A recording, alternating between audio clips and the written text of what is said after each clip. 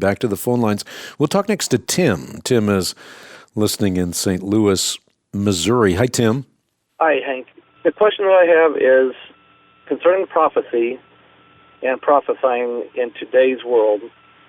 Is it right to believe that somebody can prophesy that somebody's going to have a baby in 3 years, like a family that is struggling, they want a child, they go to somebody in a church, and this person professes that they're a prophet of God?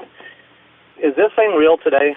No, it's not. In fact, it's mean and it's hurtful.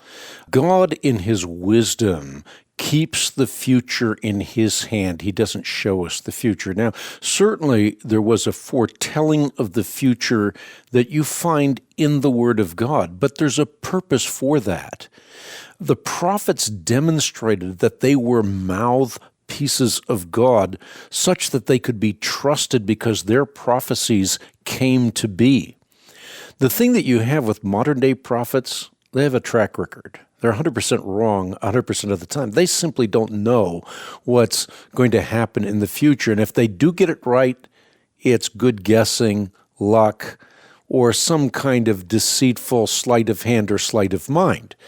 The kind of prophecy that the Bible talks about that is extant and relevant today is actually defined for us. You talk about 1 Corinthians chapter 12. We'll read over 2 chapters. When you get to 1 Corinthians chapter 14, Paul then defines prophecy. He says it's for strengthening, encouraging, comforting people, and that everyone should weigh carefully what is being said by a prophet, because prophecy is for that encouragement and for that instruction. So the prophecy that he's talking about is not foretelling the future, but rather forthtelling, which is to say, taking what God has given us in His Word, which has been founded, as it were, on the prophets and the apostles, and now using that for edification and strengthening and encouraging and equipping and exhortation of the believer.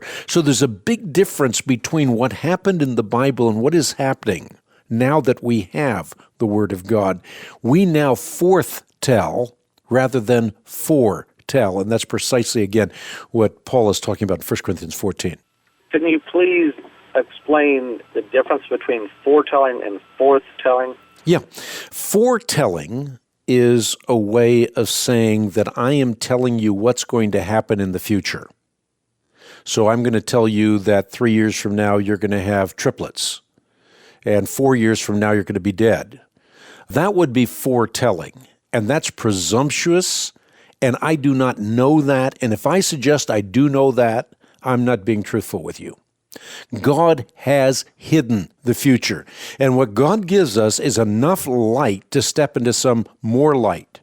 But God, in His mercy, gives us the grace we need when we need it, and oftentimes not a moment before. So that's the whole discussion surrounding foretelling. Forthtelling, it's a play on words, if you will, has to do with encouragement, exhortation, edification, equipping, strengthening. It's comforting people. It's instructing people. It's what's defined by the Apostle Paul in 1 Corinthians 14. Thank you. I appreciate your work in God's kingdom. Well, thank you, Tim. Appreciate your call.